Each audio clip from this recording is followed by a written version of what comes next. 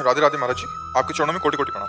महाराज जी, जब हमें बाल्यकाल से ही ये बताया गया है और सिखाया गया कि भगवान जी सब कुछ करते हैं, वही सभी के जीवन और मृत्यु अथवा इस संसार के प्रत्येक प्राणी के कर्मों का लेखा जोखा रखकर नीति व विधि अनुसार उचित निर्णय लेते हैं, तब हम एक साधारण मनुष्य होने पर ये कैसे जान सकते हैं कि कब, कहाँ, कैसे एवं क्या करना उचित होगा? हम कैसे जान सकते हैं? शास्त्र और संतजन ये भगवान के ही द्वारा लिखित और प्रेरित होते हैं।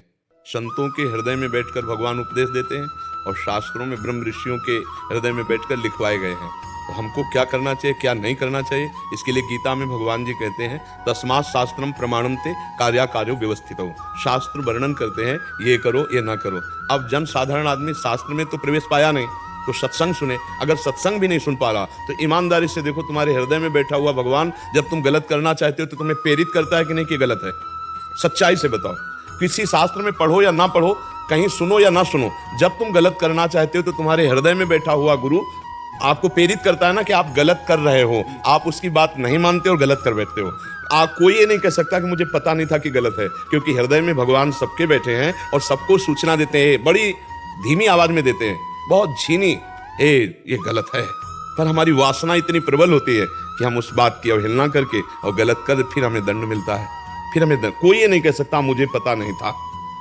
गलत का पता होता है। हमारी बहन को कोई गलत देखे तो हमें बुरा लगेगा, तो हम किसी की बहन को बुरा क्यों देखें? आत्मना प्रतिकूलानि परेशान समाचरित। हमारी कोई निंदा करे तो हमें बुरा लगेगा, हम किसी की निंदा क्यों करें?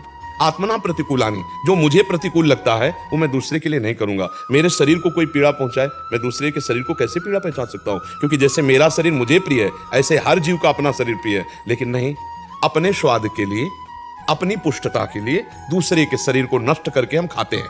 अपनी वासना पूर्ति के लिए हम दूसरी माताओं बहनों की तरफ गंदी दृष्टि देखते हैं। अपनी हमारी जो वासनाएं हैं कि हमको ये मिल जाए, ये मिल जाए, उसके लिए, धन के लिए हम असत धर्म ग्रहण करते हैं। चाहे हिंसा करनी पड़े, चाहे घूस लेना पड़े, चाहे पापाचरण करना पड़े। तो ये सब बातें सबको पता है मैं गलत हूं, पक्का पता है।